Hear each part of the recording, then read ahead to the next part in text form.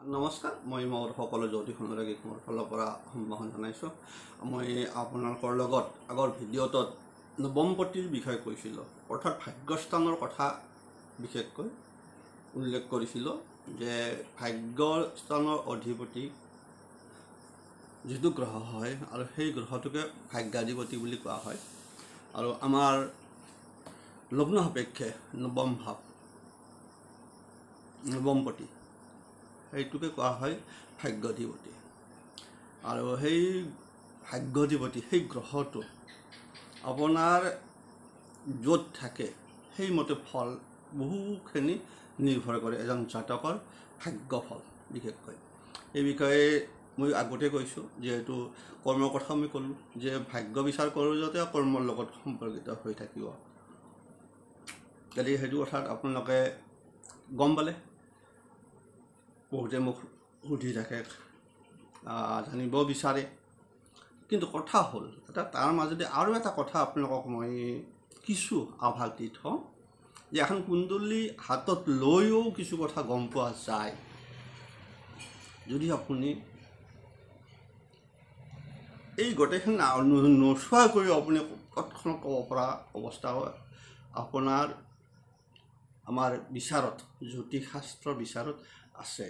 কিন্তু কথা হ'ল সেই বিষয়বস্তুখিনি আপোনালোকক মই কৈ থৈ দিওঁ অকণমান, তেতিয়াহ'লে আপোনালোকে আৰু নিজে চোৱাৰ কাৰণে সুবিধা হ'ব। ইয়াত মই আপোনালোকক যিহেতু মই আগৰ ভিডিঅ'টোত ৰাশি চক্ৰটো অংকন কৰি কৈ দিছোঁ, গতিকে সেইফালৰ পৰা নেক্সট তাত নাযাওঁ। মই কেৱল আপোনালোকক কৈ দিছোঁ কোনটো কি স্থান।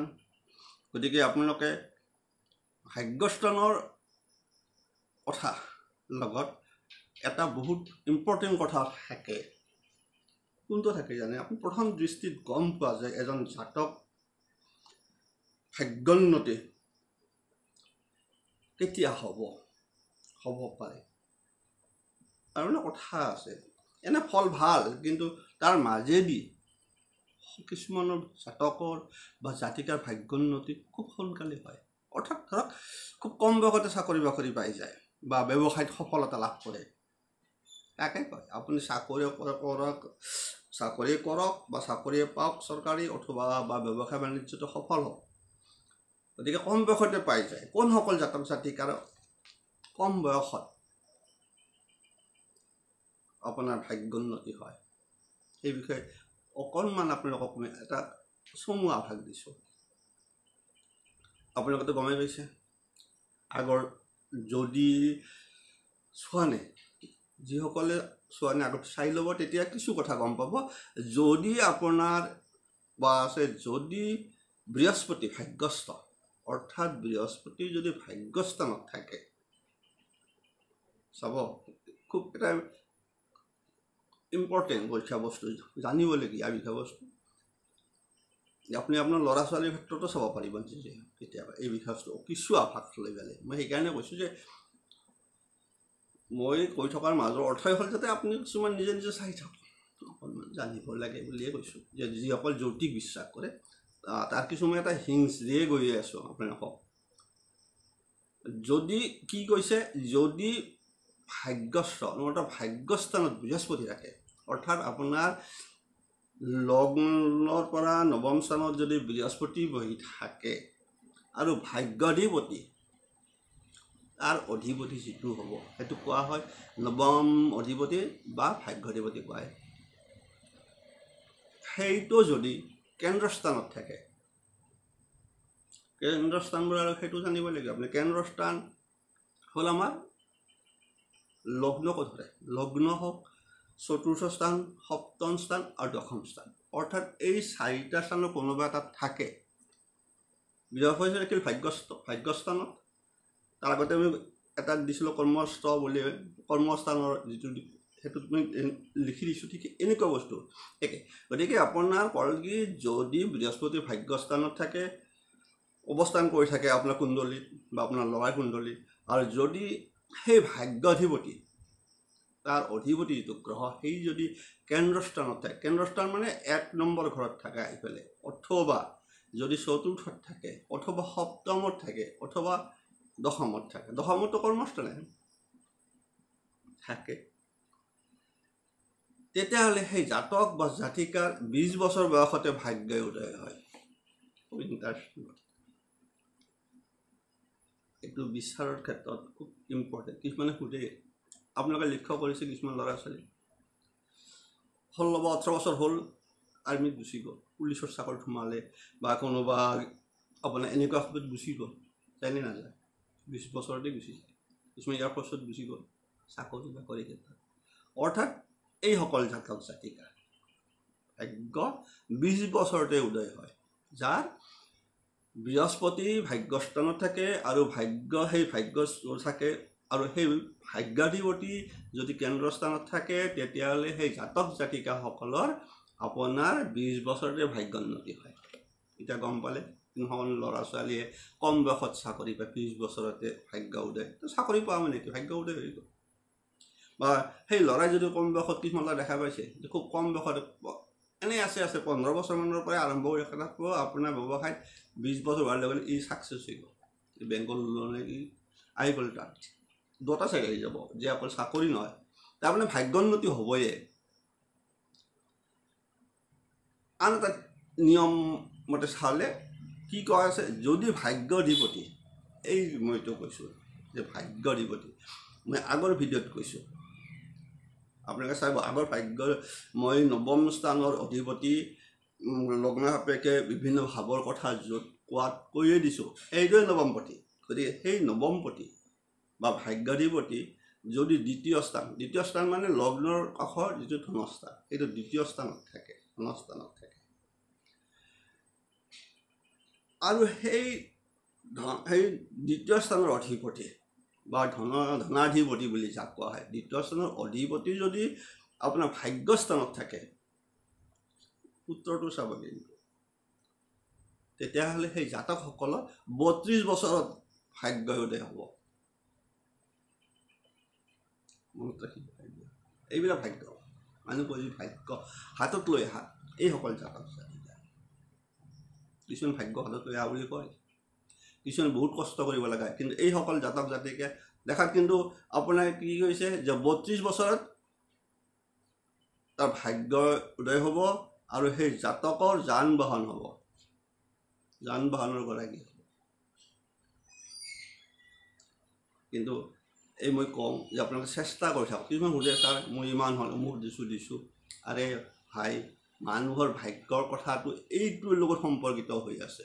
এই যে কৰ্মস্থান আপুনি দি আছে আপোনাৰ 30 বছৰে নাই হোৱা নাই, 31, এই 32 বছৰ যদি আপোনাৰ এনেকুৱা হৈ আছে, আপুনি 32 বছৰতে আপোনাৰ ভাগ্য উদয় হ'ব। তাৰ আগত আপুনি যিমান চেষ্টা নকৰক, এইবিলাক কৈ থৈ দিছে কিছুমান আপোনাৰ সৰু সুৰা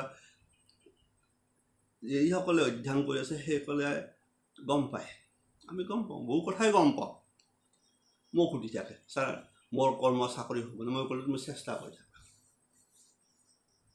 কথা আছে কিয় কৈছোঁ, কাৰণ তোমাৰ এইটোৱে এনেকুৱা এটা সংকেত আছে যে ভাগ্যাধিপতি ক'ত আছে, আহিফালে দ্বিতীয় স্থানত ধনস্থানত বহি আছে, আৰু ধনস্থানৰ অধিপতি 9ম স্থানত বহি আছে, ভাগ্যস্থানত বহি আছে। তেনেহ'লে তোমাৰ 32 বছৰতে ভাগ্য উদয় হ'ব। তাৰ আগত তুমি যিমান চেষ্টা নকৰ একো নাই, চেষ্টাটো লাগিবই। এইটো থাকিলে আপোনাৰ সূত্ৰ, দ্বিতীয় সূত্ৰ ভাগ্য উদয়। আন এটা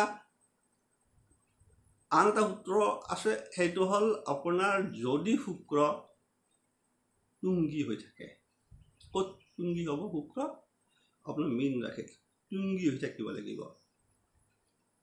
আৰু বলৱান মানে ধৰক আৰু যাতে মানে তাৰ লগত কোনো যাতে গ্ৰহ বিশেষ নাথাকে, অকল থাকিলে বেছি তাকে তুংগী বলৱান বুলি কয়। আৰু আনফালে তাৰ ডিগ্ৰীগতভাৱে আপোনাৰ যদি 6ৰ পৰা যদি আপোনাৰ ধৰক মোটামুটি 25-26ৰ ভিতৰত থাকি যায়, সেইটো ডিগ্ৰী এটা চাব আপোনালোকে প্ৰায় থাকে। এই ডিগ্ৰী লগতো বহুত কথা থাকে মানুহৰ ভাগ্য উদয়ৰ কথা। গতিকে আপোনাৰ ডিগ্ৰীগতভাৱে যদি আপোনাৰ ধৰক আপোনাৰ 0ৰ পৰা 2 বা 3, 5ৰ ভিতৰত থাকে অকণমান দুৰ্বল, আনফালে লাষ্টৰ ফালে থাকিলে বৃদ্ধ বুলি কোৱা হয়। এইখিনিৰ মাজত যে 6 ডিগ্ৰীৰ পৰা ধৰা মোটামুটি 26-25 ডিগ্ৰীৰ ভিতৰত থাকি যায় শুক্ৰ তুংগী হৈ, ক'ত থাকিব লাগিব? মীন ৰাশি। বহুত কথা আছে তুংগী থাকিব লাগিব আৰু ভাগ্যাধিপতি এতিয়া আহিল কি ভাগ্যাধিপতি ভাগ্যস্থানত থাকিব লাগিব চাব দেই এই কথাগাল সেইসকল জাতকৰ তাৰমানে এই যে আগতো বৃহস্পতি আছিল এইটোত কিন্তু আপোনাৰ শুক্ৰৰ কথা আহি পৰিব গতিকে শুক্ৰ যদি তুংগী হয় আৰু বলৱান হৈ থাকে আৰু ভাগ্যাধিপতি যদি ভাগ্যস্থানতে থাকে তাৰ নৱমপতি নৱম স্থানতে বহি থাকে সেইসকল জাতকৰ 34 বছৰত বয়সত ভাগ্যোন্নতি হয় কোনোবাই এইটো আপোনাৰ কৰি আছে সৰু সুৰা ধৰক চাকৰি কৰি আপোনাৰ ধৰক কৰ্মক্ষেত্ৰত সোমালে প্ৰমোশ্যন পাই গ'ল কিবা হৈ গ'ল বা ভাল লিংকত গুচি গ'ল সেইসকল জাতকৰ কি হয় 36 ইয়াৰত মানে ভাগ্য উদয় হয় এইখিনি হ'ল আপোনালোকক মই কৈ থৈ দিলোঁ যিহেতু মই ভাগ্যৰ বিষয়ে কৈছিলোঁ ভাগ্যৰ লগত এইখিনি বিষয়বস্তু আপুনি কিন্তু মনত ৰাখিব লাগিব বিচাৰত তেতিয়া আপোনালোকে গম পাব যে নিজে গম পাব আপোনাৰ ল'ৰা বা যিসকল নতুন 15 বছৰ ল'ৰা ছোৱালী আছে তোমালোককো কৈছোঁ তোমালোকে নিজেও চাব পাৰিবা গম পাবা সূত্ৰকেইটা মই কৈ দিলোঁ গতিকে সূত্ৰ তো প্ৰথমটো গমেই পালা যে ভাগ্যস্থানত যদি বৃহস্পতি থাকে আৰু বৃহস্পতি ভাগ্যস্থান আকৌ কৈছোঁ যে বৃহস্পতি ভাগ্যস্থানত থাকিব অৰ্থাৎ নৱম স্থানত থাকিব লাগিব নৱমপতি আহি ফালে হয় কেন্দ্ৰ স্থানত হয় 1 নম্বৰ ঘৰত থাকিব লাগিব নহয় 4 নম্বৰ নহয় 7 নম্বৰ নহয় 10 নম্বৰ কেন্দ্ৰ স্থান কৈছে কোন ক'লে পঞ্চম বা নৱমৰ কথা নৱমটো ভাগ্যস্থানে আৰু গতিকে পঞ্চমৰ কথা কোৱা নাই কেন্দ্ৰ স্থান বুলি কৈছে তেতিয়াও আপোনাৰ সেইবিলাক জাতকৰ 20 বছৰতে ভাগ্য এৰিছোঁ খুব যৌতিক বিষয়বস্তু খুব ইণ্টাৰেষ্টিঙৰ বিষয়বস্তু এটাৰ পৰা এটা আহি থাকিব আপোনাৰ লিংকত মই কৈছোঁ আগতে মই মুখ খোলা নাছিলোঁ কৈছোঁ যে মই মোক আপোনালোকক কৈছোঁ যে মই ক'ব বিচৰা নাছিলোঁ যিহেতু ক'লো ভাগ্যৰ কথা আহি গ'ল এতিয়া সেইকাৰণে মই কৈছোঁ কৰ্মস্থান কথা ভাগ্যস্থান আপুনি চাবই লাগিব ভাগ্যৰ লগত কৰ্ম জড়িত হৈ আছে আজি গম পালে আপোনালোকে নিশ্চয় কেনেকুৱা এটা মানে চেনেল চিষ্টেমত আছে আপোনাৰ ভাগ্যোন্নতি মানে কি আপোনাৰ কৰ্মপ্ৰাপ্তি যোগ হৈ আছে আপোনাৰ ই আপোনাৰ হয়তো যদি আপুনি ব্যৱসায় জগতত যায় তাতো ভাল সফল হ'ব এই সময়বিলাকত নহ'লে আপোনাৰ হয়তো চৰকাৰী চাকৰি যোগ হয় ভাগ্যোন্নতি বোলা বস্তুটো বেলেগ বস্তু এৰিছোঁ সকলোৰে মংগল হওক সকলোৱে ভালে থাকক যিসকল নতুনকৈ চাই আছে সেইসকলে ছাবস্ক্ৰাইব কৰিব কত লছ নাই নতুন তথ্য পাই থাকিব এনেকুৱা সৰু সুৰা আৰু কম যেহেতু ভাগ্যৰ কথাই ওলাইছে আপোনালোকৰ গতিকে মানুহৰ মুখ্য বিষয়বস্তুটোৱে ভাগ্য ভাগ্য যিসকল জাতক জাতিকা ভাগ্যৱান বুলি ক'ব পাৰে এইসকল মই যিটো ক'লোঁ এইসকল ভাগ্যক লৈ আহিছে আৰু বিশেষকৈ চাই ল'বচোন অকণমান নিজেও চাই ল'ব কাৰ আছে নিজে গম পাব আৰু এতিয়া কোনসকলে যুঁজিয়ে আছে 30 বছৰলৈকে যুঁজি হাইৰা আপোনাৰ যদি 30 বছৰলৈকে আপুনি ইণ্টাৰভিউ দি একোৱে পোৱা নাই 31 পঢ়াই নাই কোনো নাভাজে লাভ নাই আপোনাৰ যদি এইটো বস্তু মই কোৱাটোৱে যদি চলি আছে যদি আপোনাৰ দ্বিতীয় স্থানৰ অধিপতি যদি ভাগ্যস্থানত বহি আছে ভাগ্যস্থানৰ অধিপতি যদি দ্বিতীয় ধনস্থানত বহি আছে তেতিয়া আপুনি তাৰ আগত আপুনি ভাগ্যোন্নতিৰ কাৰণে যিমান চেষ্টা নকৰক ক'ত ভাগ্যোন্নতি আমি লগত আপুনি লৈছে 32 বছৰৰ পৰা আপোনাৰ জীৱনৰ সফলতা বহুত কথা আহি গ'ল